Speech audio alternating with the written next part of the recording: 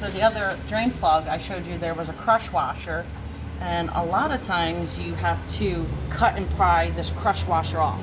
It's like a one-time use. So this is normal. You know, if you saw it on your drain plug and you're like, ah, what's going on? That's normal. It's okay.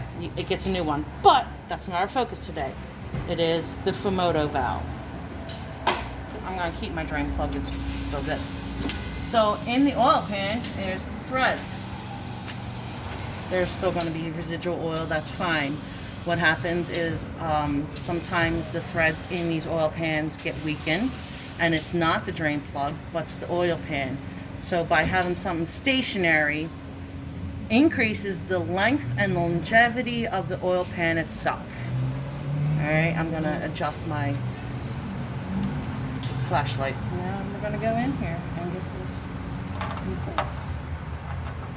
Always do this by hand. Make sure the threads go right.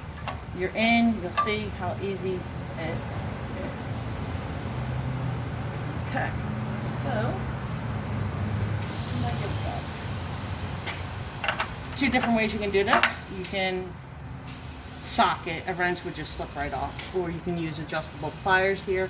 Always try to use a socket, because that way you have all 6 points versus just 2. And you're just going to go hand tug, hand tight, aka snug.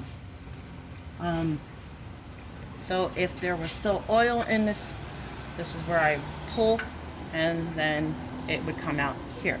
Let's see if anything accumulates and comes out, which might take a little bit because most of the oil is drained out.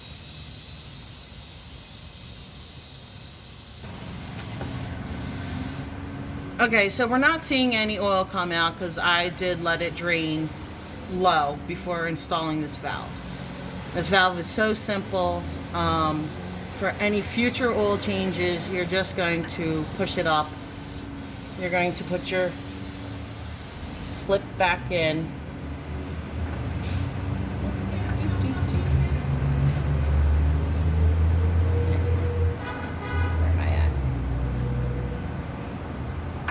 Okay, there we go. Again, still a little new to it. It does have its own grooves and its own placing for it. It's just figuring it out. Once you do it a few times, it gets easier and easier to figure it out. There we go.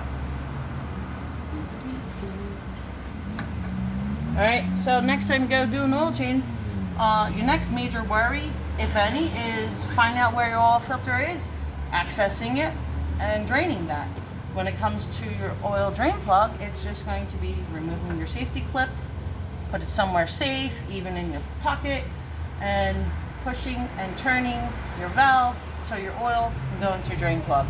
Once that's drained and there's nothing more dripping, don't have to wait until Folgers like the last job, but until it's really, really a little amount coming out. Flip that up, closes that inner valve. You grab your lock, your safety lock, make sure you're putting it in the right way. Done. That's it.